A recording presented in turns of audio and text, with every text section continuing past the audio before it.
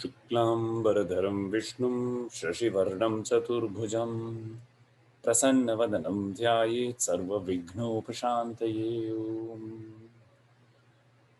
सिन्दूरारुणविग्रहां त्रिनयनां माणिक्यमौलिस्फुरत्तारानायकशेखरां स्मितमुखीमापीनवक्षोरुहां पाणिभ्यां मलिपूर्णरत्नचषकं रक्तोत्पलं बिभ्रतीं सौम्यां रत्नघटस्थरक्तचरणां ध्यायेत् परामम्बिकाम्। ॐ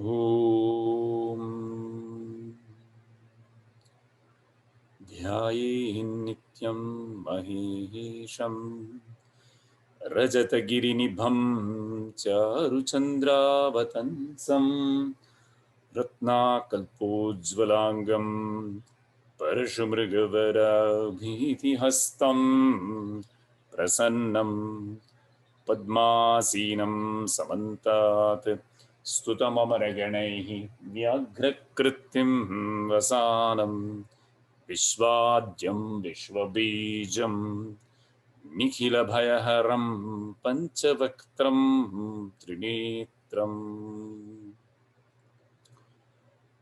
ॐ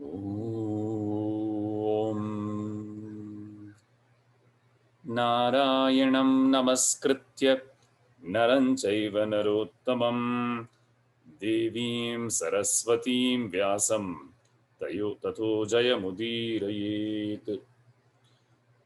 गुरुर्ब्रह्मा गुरुर्विष्णुर्गुरुर्देवो महेश्वरः गुरुः साक्षात् परं ब्रह्म तस्मै श्री गुरवे नमः। श्रुतिस्मृतिपुराणानाम् आलयं करुणालयं नमामि भगवत्पादं शङ्करं लोकशङ्करम्। ॐ सहनाववतु सहनौ भुनक्तु सह वीर्यं करवावहै तेजस्विनावधीतमस्तु मा विद्विषावहै। ॐ शान्ति शान्ति शान्तिः। सर्वोपनिषदो गावो दोग्धा गोपालनन्दनः पार्थो वत्ससुधीर्भोक्ता दुग्धं गीतामृतं महत्।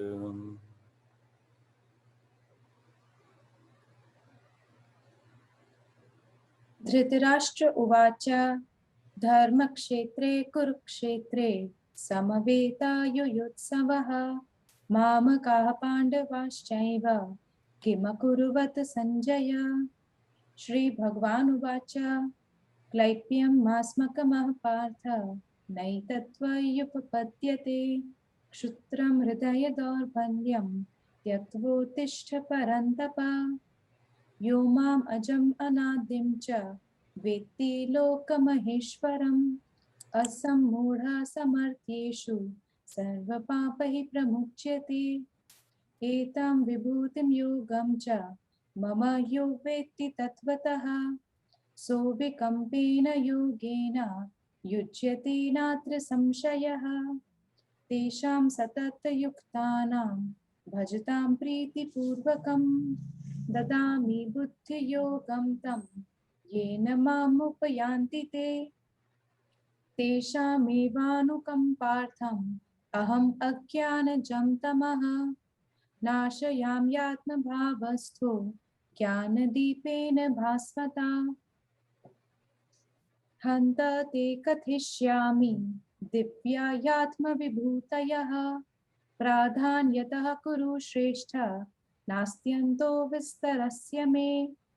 अहमात्मा गुडाकेश सर्वभूताशयस्थितः अहमादिश्च मध्यं च भूतानामन्त एव च सर्गाणामादिरन्तश्च मध्यं चैवाहमर्जुन अध्यात्मविद्या विद्यानां वादः प्रवदताम् अहम् यच्चापि सर्वभूतानां बीजं तदहमर्जुन न तदस्ति विना यत् स्यात् मया भूतं चराचरम् नान्तोऽस्ति मम दिव्यानां विभूतीनां परन्तप एष तु तेषतः प्रोक्तो विभूतेर्विस्तरो मया यत् यत् विभूतिमत्सत्त्वं श्रीमदूर्जितमेव वा तत्तद् एवावगच्छत्वं मम तेजोंश संभवम्.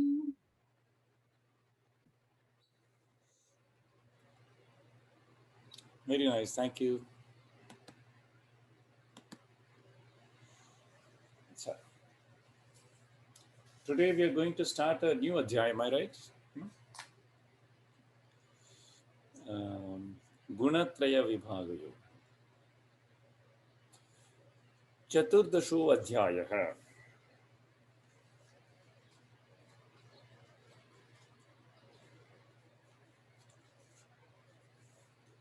So,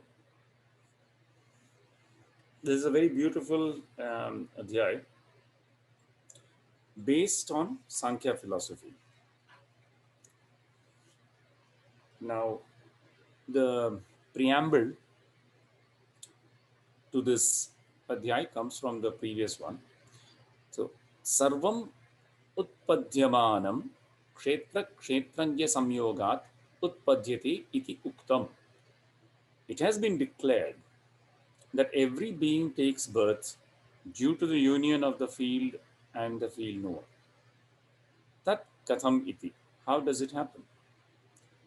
Tat pradarshanaartham param bhuyah ityadihi adhyayah arabhyate. In order to demonstrate it, is begun the chapter opening with the words, again the supreme, etc. Or it is to show that the cause of the world is the field and the field knower depending on God, and not as the Samkhyas are as independent entities. So, as I mentioned before, Sankhya philosophy provides a good stepping stone, the penultimate step, but it ends with the distinction between Purusha and Prakriti. It's fundamentally, in that sense, a dualistic philosophy. However, it's being integrated into the Advaita philosophy, and that's what Bhagavan is saying here, Shankaracharya, that is the clarification. Nevertheless, what is not frequently understood is that to understand the Sankhya philosophy itself requires a very high level of effort, intelligence, and experience. So one should not lightly belittle the Sankhya philosophy as something to be laughed at. To get to the penultimate step is not easy. Obviously, there is a stairway to ascend. Nevertheless, in order to keep the consistency with the notion and the truth of oneness, so Bhagavan says, he gives this clarification. This is important to know because sometimes when we start off, there can be this feeling that this philosophy is opposed to, or this philosophy is not consistent with. So the mind may reject some aspect of that philosophy. But when the true understanding comes, we see that all the philosophies have a part to play. They are useful. They have a role to play in the aspirant's development, depending on the aspirant's inclinations, tendencies. So, I'll give you an example. We want to learn to ride a bicycle. Some children start on a tricycle, right? It has 3 wheels. Is riding a tricycle same with a bicycle? Somebody can say, if you ride on 3 wheels, you cannot ride. That's not the same as riding a bicycle. Yes, it's not the same as riding a bicycle. But can you deny the child that experience, does it not help the child learn to ride a bicycle? Similarly, some children nowadays, here in the US, it's more common to ride a bicycle with training wheels, two small wheels on either side. Now, if somebody looks at that and says, this is not a bicycle, this is no use, it doesn't make sense. Every philosophy has its use, very powerful, very important. And then, as Bhagavan Ramakrishna would say, he gives the idea of the woodcutter. I don't know if you know the parable of the woodcutter. So he tells the woodcutter, go and find this forest. So the woodcutter goes, he finds a forest of one type of wood. Then he says teak. Then he says go deeper. He searches more. He finds a forest of sandalwood. Then he becomes very, he says go deeper. Then he finds a mine. In that mine there is silver. Then you go deeper. Oh, there is a gold mine.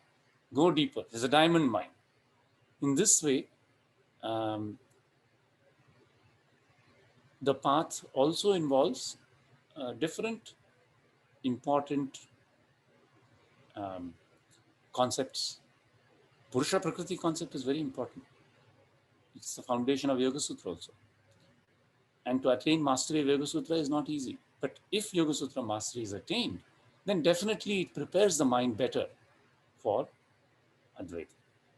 But if we try to straight away get on the bicycle with full, in our time, you know, the bicycles where height was 24 inches, I believe, is the full height of a bicycle. It's a very tall bicycle for a child.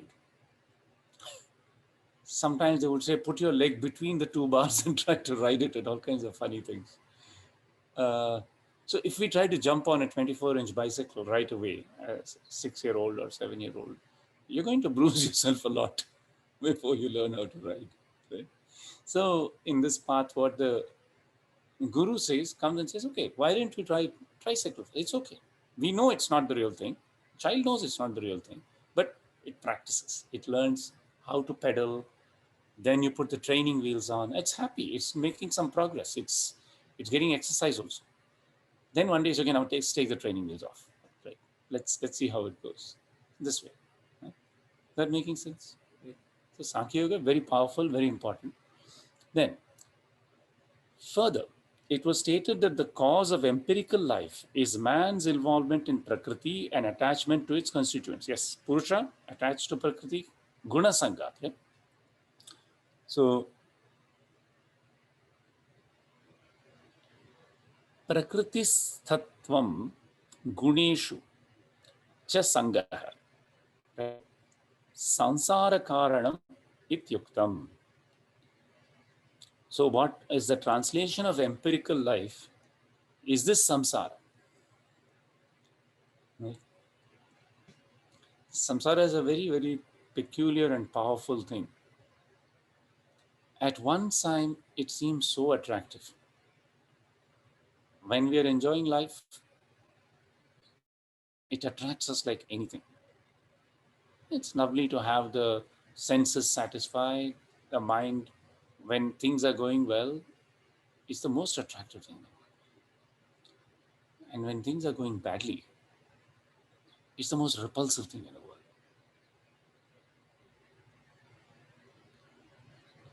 What a fascinating thing it is. How can something be so simultaneously attractive and enjoyable and so repulsive?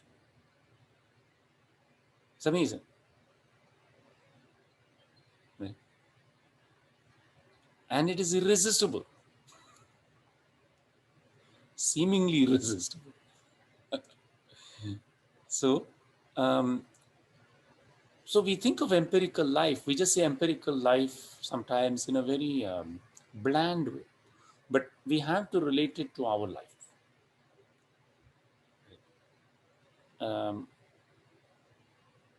We have to reflect on our life. When were the times when we felt most buoyed and happy and exultant? We can recollect those points. And then what are the times that we were in the depths of despair, rock bottom, a complete feeling of worthlessness, feeling that life is not worth it. Everyone has been there, right? That really is not worth it. There is no way forward. So Bhagavan Vyasa says this very beautifully. He says, Harshasthana sahasrani, bhayasthana shatani. This is what he is saying. Divase divase avishanti mudham na panditam. Every day they affect the deluded one, not the wise. So, last time we took up this verse, Mata Pitra Sahasrani Putradara Shatani cha Samsareshu Anubhutani Yanti Yasyanti Chapare. So my father's favorite verse. Harshasthana Sahasrani Bhayasthana Shatani cha Divase Divase Avishanti Mudham Na Pandi. And then Bhagavan Vyasa is saying, Urdhva Bahu Viraumyesha, with uplifted arms, I am saying, Na kaschit shrunoti be. Nobody listens to me. And what is he saying? He says, Dharmat arthascha kamascha sa kimartham na sevyate. So his exhortation is to adhere to dharma. But the hard problem is, what is dharma? Dharma is a nice word to throw out there, but it has to be discovered by us every instant in our lives. After all, the hard problems are the ones where dharma is not clear. So, anyway, so this samsara chakra, so prakriti-sthatvam, this residing in prakriti, involvement in prakriti, and the gunas, guneshu, locative case, cha sangaha, attachment in those constituents. That is the cause of this samsara karana. So, kasmin gune katham sangaha. How does this attachment happen and to what constituents? After all, if we don't know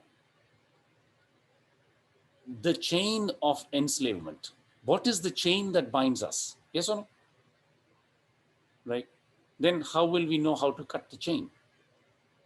We must study the chain in great detail, right? Suppose let's imagine, and this is very apt, we are all thrown into a dungeon and somebody has put some shackles on us. Metal, something, shackles. We are not able to move. We are not able to be free. We are not able to be liberated, right? So a logical thing would be, we have to know what is the nature of this bondage. What is the nature of this shackle? How should I cut it? Right?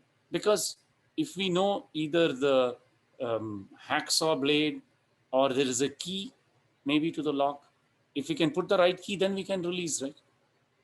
Right? So this beautiful chapter is in fact telling us this is the nature of the shackle. Understand the shackle. Once you understand the shackle, once you understand the lock, then you can pick it. Right? Then you'll be ever smiling, even in the midst of that roller coaster, right?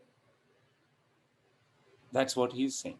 So how does this attachment happen and to what constituents? So keva gunaha, which are these constituents? Katham va te badhanti, how do they bind? This is the exact point I'm saying. Let us understand this shackle. What is the metal of which it is made? What is its constituent? How does it bind? Right? And then, of course, once we know that, then what will be the next logical step? Gunebhyascha mokshanam katham syat. How is one released from them? Muktasya cha lakshanam vaktavya. And how is the liberated individual defined? Ityevam artham cha bhagavan uvacha. With all this in view, the Lord spoke as follows. So in fact, I was telling you that the tricycle and the training is, you see, in Yoga Sutra, and if you have followed some texts I've shared with you, all of you at various times, from Swami Gyaneshwar Bharati, he has written some very beautiful instructions on yogic meditation. according to the Yoga Sutra, where this notion of Bhuta Shuddhi is there. And a core aspect of Bhuta Shuddhi is actually now the Panchabhutas, five Panchamahabhutas, five great. So they are to be meditated on. And then actually the gunas are to be meditated on. So by meditation, we can understand the nature of the gunas. So in this chapter, Bhagavan is going to tell us the nature of the gunas in words. These words are going to go into our mind and we are going to refine our concepts. The intellect is going to form a nice picture, right? But this is still a second-hand knowledge, right? The first-hand knowledge after Shravana, Manana, then meditation, Nididhyasana. Then you have direct knowledge of the gunas. Directly you can experience the power of tamas, the power of rajas, the power of sattva. And then you will be able to see the entire world as nothing but these constituents. You will be able to see the force they exert on every jiva. And then if you are free, then they will not affect you. Right? But they are very powerful, not easy to conquer. But unless we understand, there is no hope. Right? And yet they are very intimate because they are part of everything within us. So they are not hard in that sense to experience. So this is the mystery. Right? So right now we are going to have oral, intellectual knowledge. Then we are going to meditate on them in terms of manana, and then direct experience of it. Right? This is the procedure.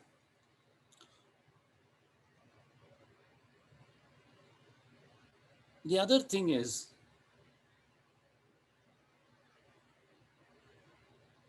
advantage of seeing through the gunas is that you will see that all actions are being impelled by these, right? So if the true self within us can become completely indifferent to them, then there is a tremendous freedom. Why this tremendous freedom? Let us say I want X in life, okay? And let's say I become indifferent to X or not X, complement of X, X complement. So omega is X union X complement, right?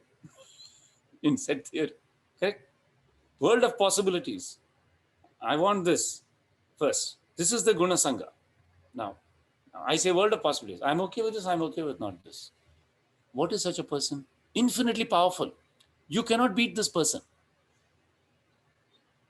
You cannot fight with this person. This person is an undefeatable adversary.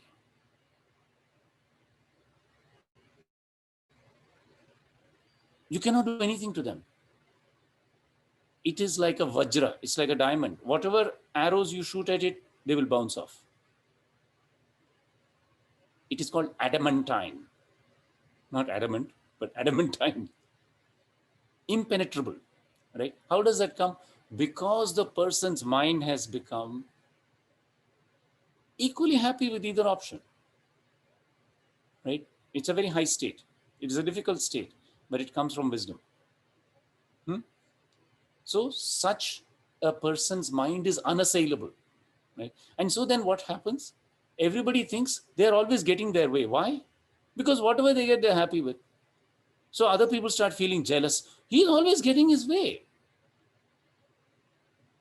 No, it's not that he's getting his way. He's happy with anything that comes. So he always looks happy. He's always getting his way. And you, on the other hand, don't get your way. Why? Because you attached yourself to one path. You didn't get your path. So now you're sour grapes. I didn't get what I wanted. He got what he wanted. So would you prefer to be the one who is always happy, or would you want to be up and down? Deep down inside, we'd like to be the one who's always happy, right? So it's a beautiful exercise. So let's see what Bhagavan has to say. Sri Bhagavan Uvacha. Please, who's going to read 14.1? Sri Bhagavan Uvacha Param Bhuya Pravakshami Jnananam Jnanamuttamam Yajnatva Munaya Sarve Param Siddhimito Gataha. Param Bhuyaha Pravakshami. So, Pravakshami, I will tell you in the future tense. And what am I going to tell you? Param Bhuyaha iti. Param is Jnanam. Bhuyaha, Punaha. Purveshu Sarveshu Adhyayeshu. So, I'm going to repeat again to you. Again, I will elucidate that highest and best knowledge. What is it? Jnananam Jnanamuttamam. Okay? The highest of all those knowledges, in plural. Yangyatva, knowing which. Munayaha, those silent sages. Munis are very wise because they don't open their mouth unnecessarily. In fact, they don't open their mouth at all.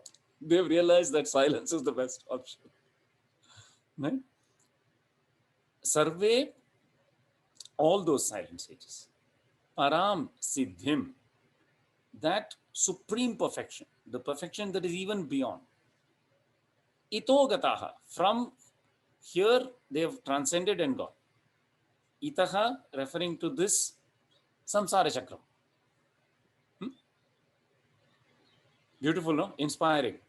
How did they reach this? How did they transcend?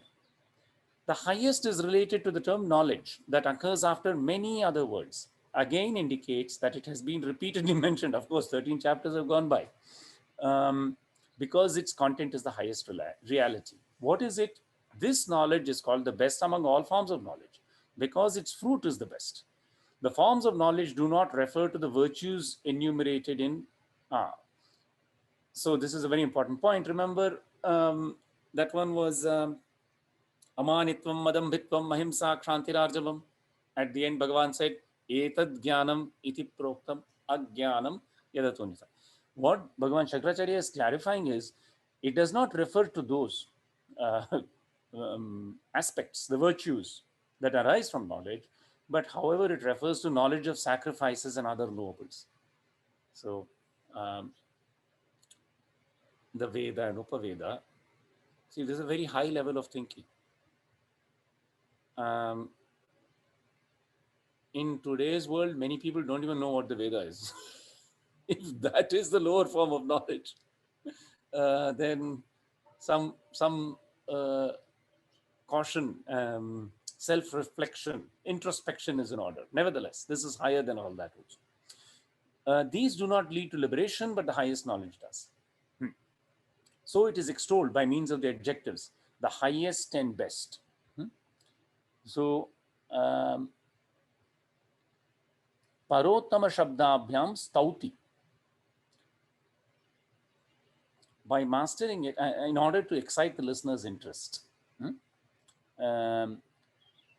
Shrotra Buddhir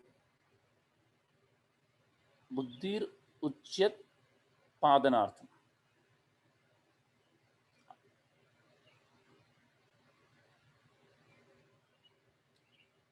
Utpadanartham. Right. Ruchi Utpadanartham. Actually, if you break the sandhi, Shrotra Buddhir Ruchi Utpadanartham. To stimulate the interest of the listener. By mastering it, yad jnanam gyatva prapya samyasinaha mananashilaha sarve param siddhim mokshakhyam itaha asmat deha bandhanat urdhvam gataha prapta. Again, this notion of urdhvam, risen above, right? From the deha bandhana, the bondage of embodiment. Asyascha siddhehi ekantikatvam uchyate. The certitude of this perfection is affirmed. Number 2, please. Idam jnanamupasritya mama sadharmyamagataha sarge pinopajayante pralayena vyathanti cha. Wonderful. What is the beauty of this knowledge? Idam jnanam upasritya, resorting to this knowledge. mama sadharmyam agataha.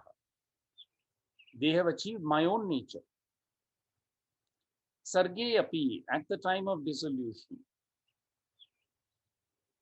No, sorry, Sarga is creation. Pralaya is dissolution.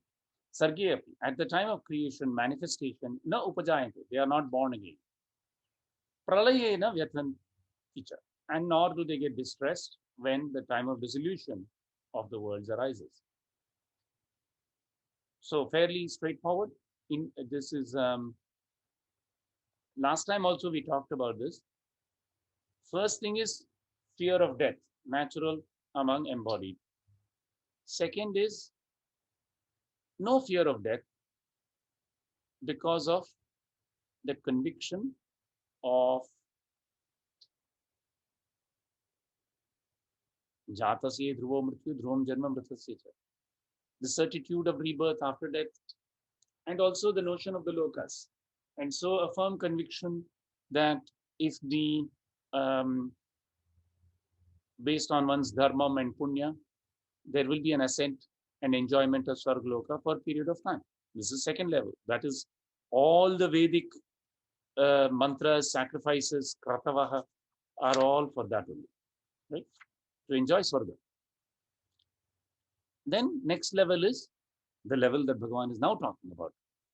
Firmly convinced that there will be this repeat. There will be action replay again and again of the innings. And then once that conviction becomes firm, and recognizing that the ups and downs are temporary. The exaltation and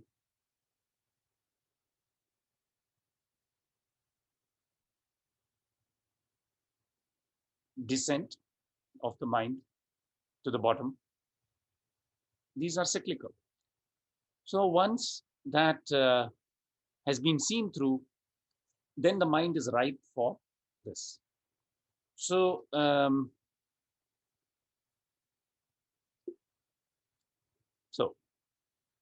they have achieved the same nature as mind means identity with myself. So here Bhagavan is kind of stressing this point because this is the Advaita point. Very fine distinction between the Dvaita philosophy, where in the Dvaita philosophy, the jiva still remains separate from the Paramatma. But in Advaita, Bhagavan is reiterating that it is not a question of being similar to me. For in the science of the Gita, difference between the field knower and God is not recognized. The Kshetrajna and Ishvara are not different. The following declaration about the final end of this knowledge is meant to be eulogistic. Even at the time of manifestation of the world, they are not born, nor at the time of dissolution. Even when Brahma perishes, are they distressed. That is, they do not lapse from the state of release. So, this is the idea. Na Chavanti ityarthaha. It is next explained in what manner the union of the field and the field knower causes the generation of all beings. Kshetra kshetrajya samyoga idrishaha bhutakaranam itya. Next one. मम योनिर्महद् ब्रह्म तस्मिन् गर्भं दधाम्यहं सम्भवः सर्वभूतानां ततो भवति Bharat. Right. So, Mahat, this is a very important concept. This is the cosmic mind. So, we have our Manas, Antahkarana, the inner instrument composed of its four faculties. The cosmic, macrocosmic analog of that is the Mahat. We have Prana, the Hiranyagarbha. Hiranyagarbha is golden womb, right? Golden egg. So, this concept Bhagavan is explaining. How, as you see, I always said this, mind and prana are closely interlinked, correct? If you slow down the prana, you slow down the mind. If you slow down the mind, you slow down the prana. They are tied to each other. But then In yoga, you seek the source of the mind and the prana. They are one and the same. Mind and prana merge in the end at their root, right? So now Bhagavan is explaining what is that state that yogis attain where the mind and prana merges is his state. So from his state springs, how does spring forth the whole world? Now he's explaining. Mama yonir mahat brahma. My womb is Brahman, the Mahat. Tasmin garbham dadam. I cast the seed therein. Right? Tasmin garbham dadamyaham. Sambhava sarvabhutanam. Therefore, O sign of the Bharatas, all beings are born. Tato bhavat bharat. So, our own mind, right, gives birth to all these concepts.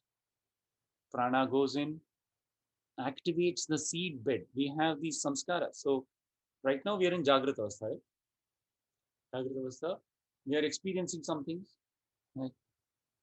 Then, if you withdraw the mind, there is Swapna Avastha, in which there are subtle forms, subtle desires. Right? We may say these are full-blown desires. The fruit of the full-blown desires is this body, this mind, this life experience.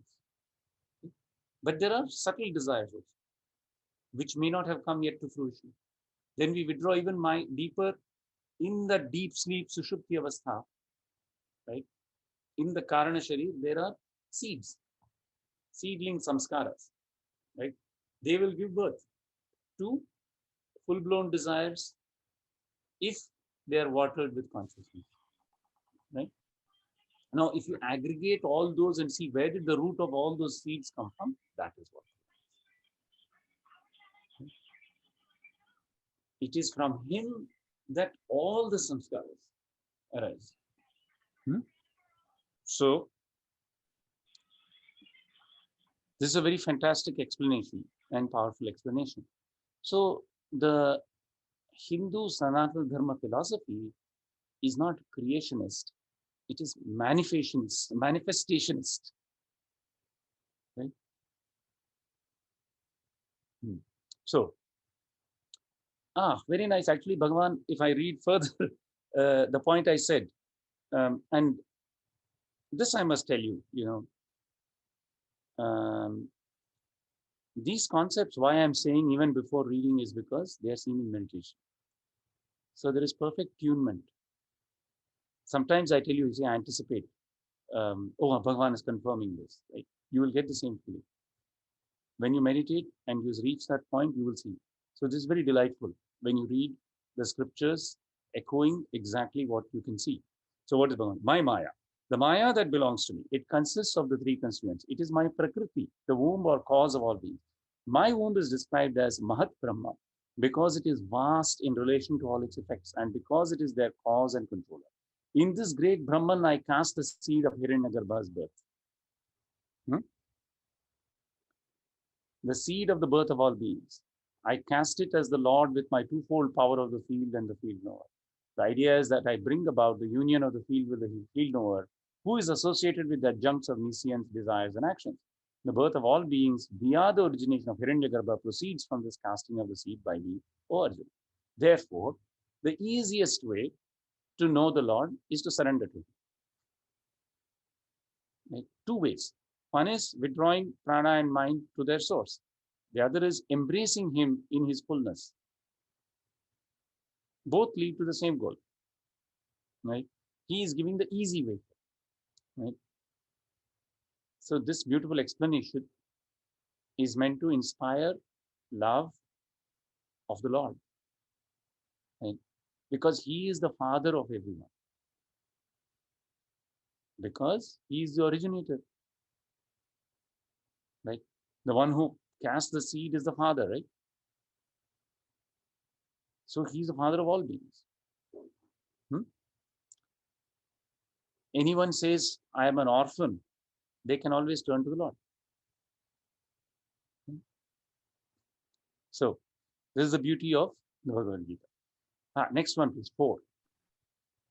सर्वयोनिषु कौन्तेय मूर्तयः सम्भवन्ति यः तासां ब्रह्म महद्योनिर् अहं बीजप्रदः पिता. Okay.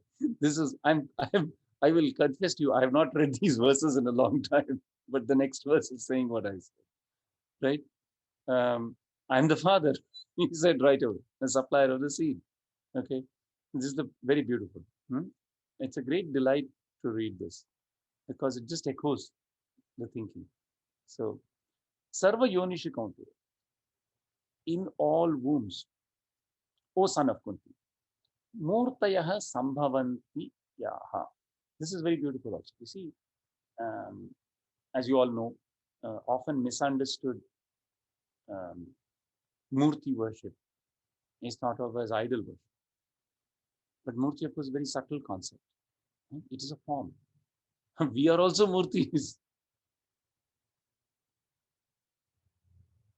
right?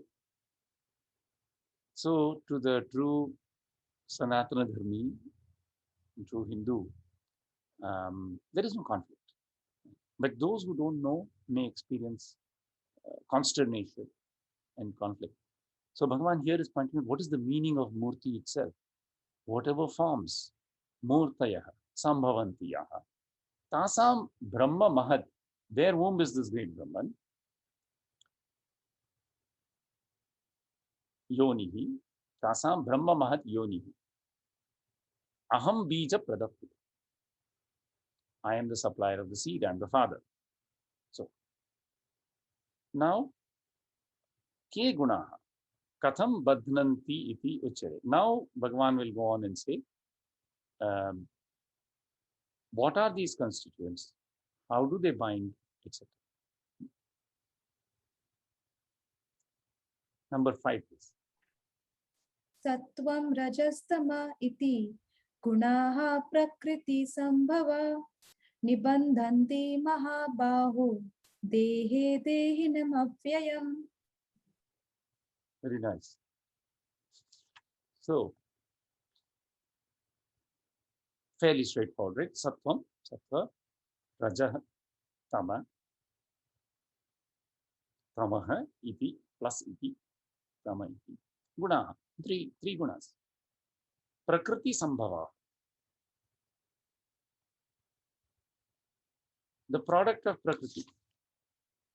Prakriti born. Nibadhnanti, they bind. Mahabaho, oh mighty armed Arjuna. Dehe, in this body. Whom do they bind?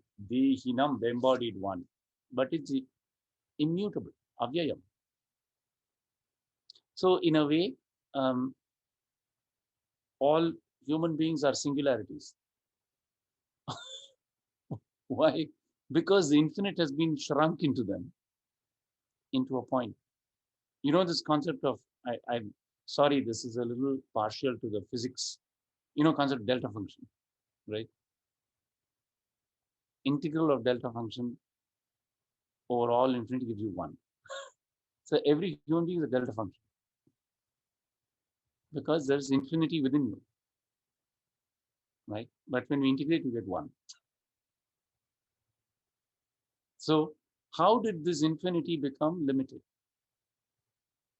Because of compressing itself through the body, right?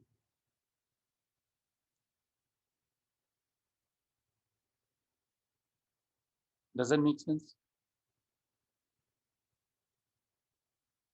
So this Maya has this property of creating singularities.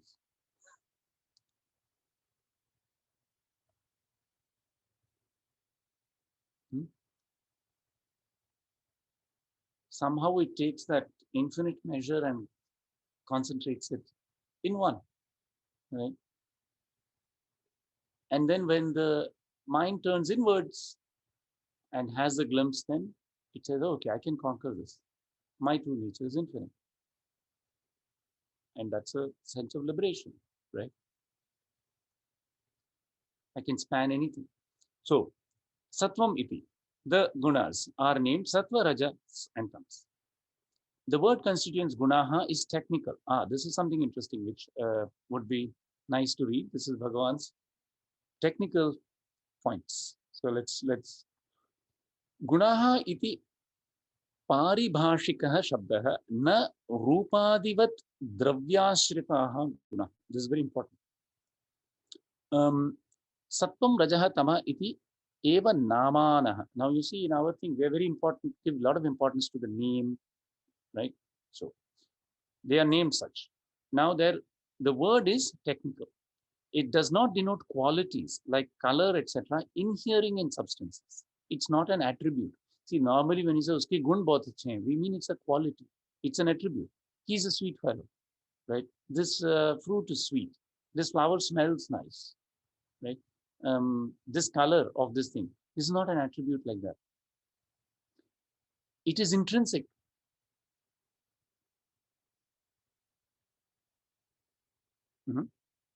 So this is an important distinction to be made. Very important distinction.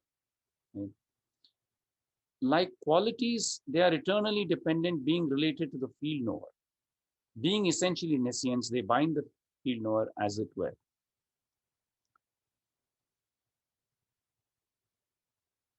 Tasmat gunaha iva nitya paratantraha kshetragyam prati avidyatmakatvat kshetragyam nibadhnanti iva. So one may say that the simple explanation of this, Bhagavan has given somewhat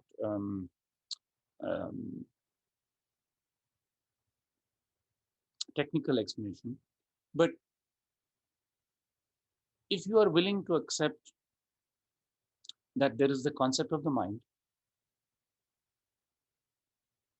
and the senses, right, which feed the manas, and this mind is activated by the flow of prana. Okay? So as long as our sense of self is bound to that limited mind, that is the effect of the guna. Right? Whenever we do not declare I am infinite in a true sense, with that firm conviction, right? That is the power of this avidya, right? Because let us go back and review. In Yoga Sutra, they gave a definition of avidya, because all the other kleshas have their root in avidya, right? Avidya, asmita, raga, dvesha, abhinivesha. These are the kleshas. But they all start with avidya. So what is avidya? Anitya, ashuchi,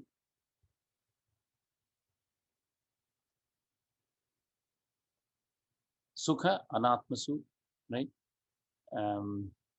Seeing, nitya, shuchi, dukkha, anatmasu, nitya, shuchi, sukha, atmakhyate avidya. So anitya, that which is transient. Mind is transient, mind changes, right? Our very concept of ourselves changes. After all, the moment we say I'm happy today, I'm sad today, this is a changing quality, right? But what our Sanatana Dharma tells us, that our true I doesn't change. Who is the I who said I'm happy? There was something there, right? Let's look back at our points of exaltation and the times when we felt that this is rock bottom, right?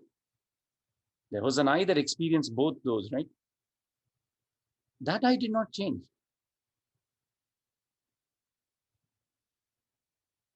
Can you think of this? Wasn't there an enduring I quality in both those experiences? When you felt exultant, somebody experienced, right? When you felt really down, somebody experienced, right? And that thread didn't change, right? After all, wasn't there a same I that said I'm exultant, and that person has not changed, right? This should be thought about. That unchanging person is the real Atma, right? The one who has endured through both experiences. It's there deep inside. Right? So anitya, ashuchi. When we look at the mind, do we feel our mind is pure? No, we don't get the feeling that is pure. We know intrinsically that there are times when we feel angry, we may feel jealous, we may feel pretty mean towards other people, right? This is natural. So the mind cannot be the pure one, right? Anitya, ashuchi, dukkha, in sorrow, anatmaso, in the non-self, seeing, nitya, shuchi, sukha, atmakyate. Do we get a feeling now? Right? So let's even forget meditation. Let's just examine ourselves. Run the tape back from the beginning of birth to this instant. Let us record the high moments, the most exultant moments, and let's record the most low moments. And then let's think of that same I that endured both, right? Unchangingly. And that will also endure the rest of the waking state experience, right? And that also actually experiences the dream experiences, right? And then, in fact, even the deep sleep experience is nothing but a little window shade pulled down, right? But still, there is the same I. When we wake up in the morning, it's the same I that says, I slept well, right?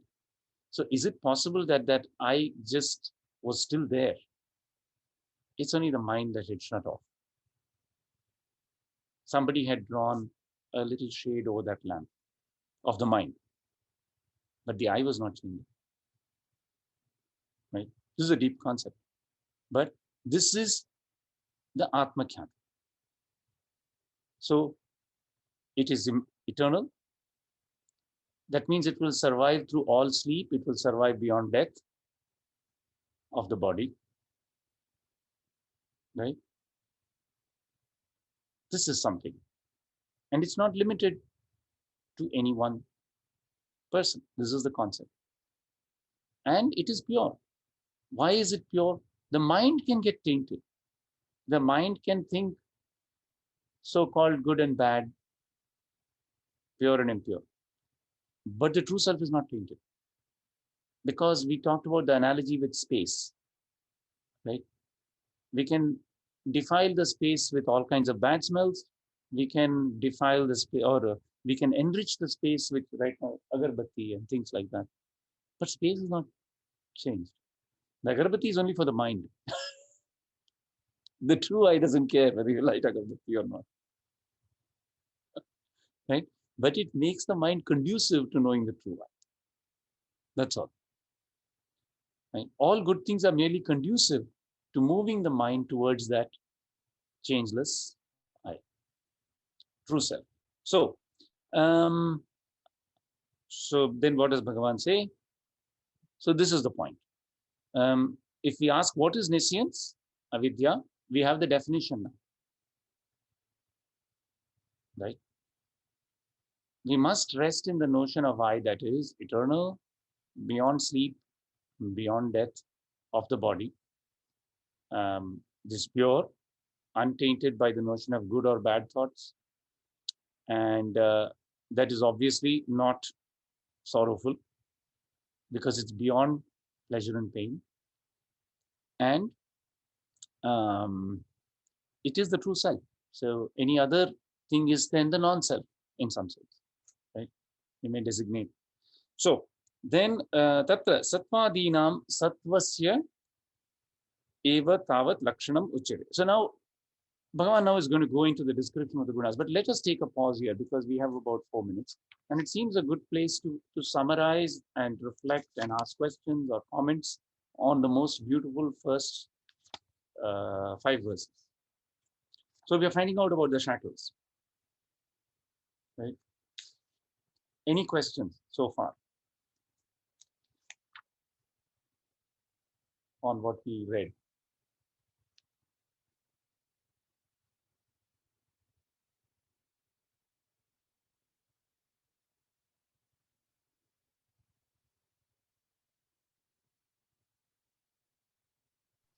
Dr. Shankar, one technical question. In shlok number 4, Bhagwan Shri Krishna is saying that he's Mata and Pita both, or I mean, I didn't get the translation properly. I mean, for Yoni and Pita, is it both Bhagwan saying that he's both Yoni and Pita? Indeed, of course he is, right? But in the sense of impelling the creation, he affirms to everyone that indeed there is a divine mother and divine father, right? He's divinity in the feminine aspect of Prakriti energy, right? If conceived with guna aspect, we call Devi, the Shakti, Yes. right? Yes. So the moment we think of Bhagavan in a Saguna sense, we always see the Lord and his consort. Ji. Mhm. Got it.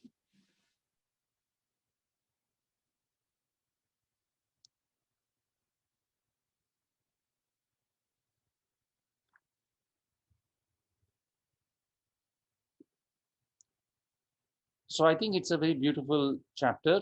We will start to recognize the handcuffs, the color of the handcuffs, right? And uh,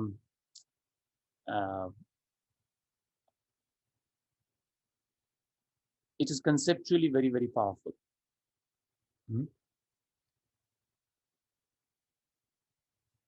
But also, the path that Bhagavan has been saying so far is very, very easy. Because as long as the mind remembers him, right, it's like, when we read books, we put these colorful bookmark stickers. Don't you remember that? Right? He's the ultimate bookmark sticker. Because the moment you remember Bhagavan, this entire knowledge will open up like the thread, right? That is why this Nam Japan is given so much importance, right? If the mind gets soaked, and that mnemonic is always there. So that's why they say Ramacharitra, right?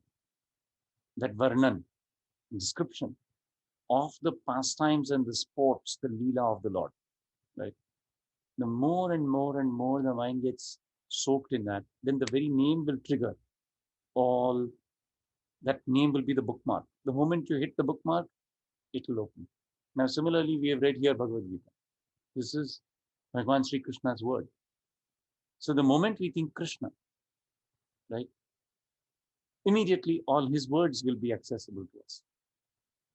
The entire 18 chapters will be open up, right? So if one has difficulty memorizing, that's why they say just japam, Hare Rama, Hare Krishna, bol ke hi people can attain great depth, insight. So both are highly recommended.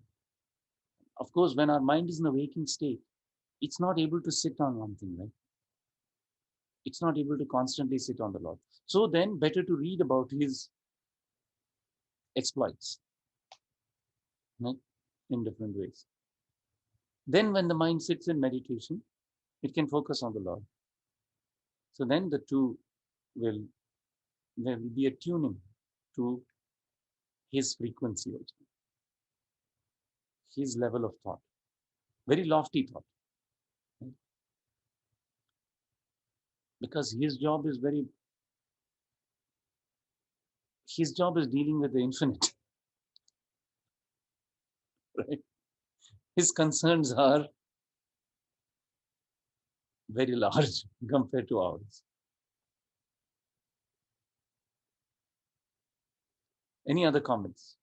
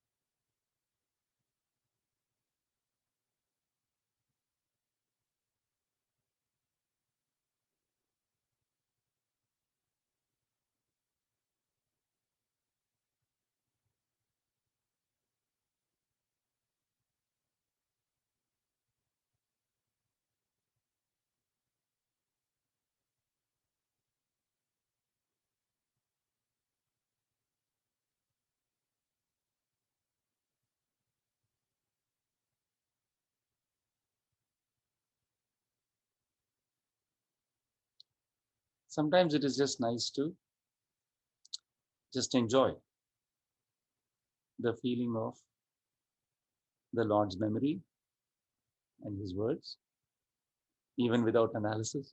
That's okay. As long as the mind is peaceful and feels calm and feels joyful, that we are able to listen to the Lord's words, that is itself enough, right? So maybe today, this evening is an evening like that. Achha, so I'll say Shanti Mantram, and that enjoyable thought, and we will meet again in a week. So,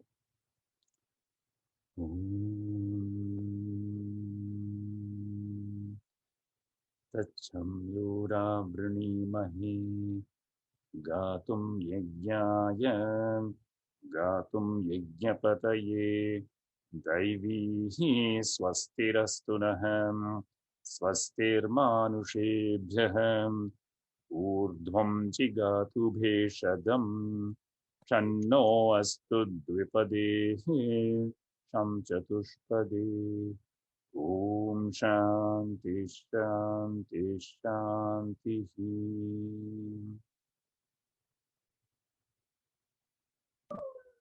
Namaskar. Namaskar, Uncle. Namaste. Very good to see you all. Have a lovely evening. Thank you. Thank you. Namaskar.